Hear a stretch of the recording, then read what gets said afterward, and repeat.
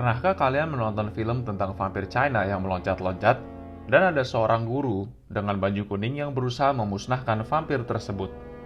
Di tahun 90-an, film dengan genre horror action seperti ini sangat terkenal di dunia perfilman Hong Kong pada masa jayanya. Mungkin anak-anak generasi micin yang lahir di tahun 2000 ke atas belum pernah mengenal film tersebut. Namun anak generasi 80-90-an pasti sangat mengenalnya. Vampir tersebut menggunakan baju khas zaman dinasti Qing dan akan menggigit dan menghisap darah manusia. Lucunya, mereka hanya bisa meloncat, persis seperti pocong dalam budaya Nusantara. Menurut catatan orang terpelajar di zaman dinasti Qing yang bernama Qi Xiaolan, ada dua penyebab dari seseorang menjadi vampir, yaitu roh dari orang yang meninggal tersebut kembali lagi, atau jenazah yang sudah lama dikuburkan, namun mayatnya tidak juga busuk. Beberapa penyebabnya disebabkan oleh ke-1, penggunaan seni supernatural untuk membangkitkan orang mati. Kedua, roh menguasai mayat tersebut. Dan yang ketiga, mayat tersebut menyerap qi yang cukup untuk kembali hidup. Sebenarnya, bagaimana awal mula legenda vampir Cina tersebut muncul? Sumber cerita mengenai vampir Cina atau Jiangshi dalam bahasa Mandarin kemungkinan besar bermula dari praktik adat tradisional untuk mengirim mayat lebih dari 1000 li. Li adalah satuan jarak Cina tradisional. Biasanya terjadi jika ada seseorang yang meninggal namun jauh dari kampung halamannya.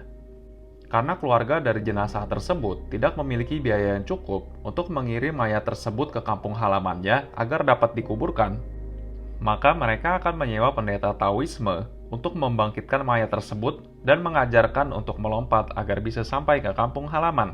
Pendeta Tao tersebut biasanya mengirim mayat tersebut hanya di malam hari dan akan membunyikan bel untuk memberi sinyal kepada para manusia yang masih hidup mengenai keberadaan mayat hidup tersebut. Karena dalam budaya Tiongkok kuno, melihat mayat hidup dapat membawa sial. 有冇搞錯啊？咁噶？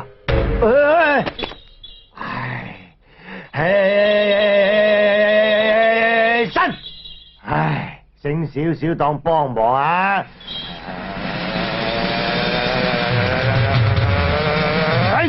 擘腳，咬腰。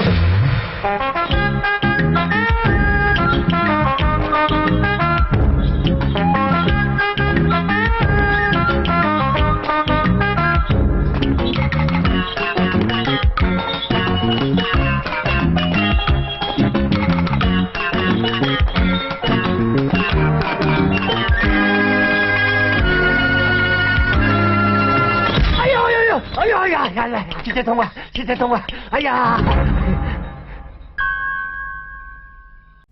Praktik ini terkenal dengan istilah Xiangxi Ganshi yang berarti membawa mayat di Xiangxi. Karena Xiangxi adalah daerah yang terkenal dengan banyaknya penduduk yang meninggalkan kampung halamannya untuk merantau dan mencari kerja.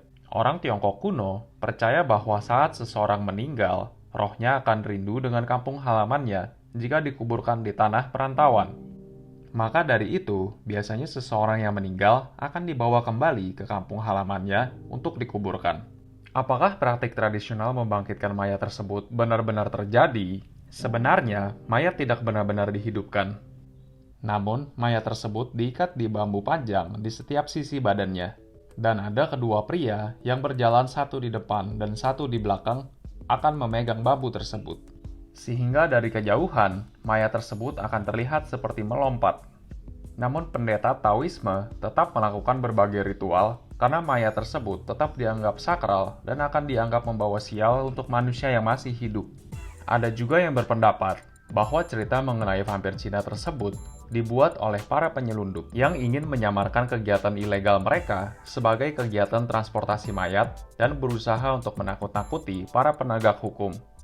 Melihat tampilan vampir Cina di dalam cerita-cerita modern yang mengenakan baju khas dinasti Qing, ada juga yang berpendapat bahwa hal tersebut terjadi dikarenakan sentimen anti-dinasti Qing, yang kebetulan adalah dinasti asing dari suku Manchu yang berkuasa di Cina di atas tanah para orang Han. Bagaimanakah menurut kalian? Apakah kalian percaya dengan keberadaan vampir Cina?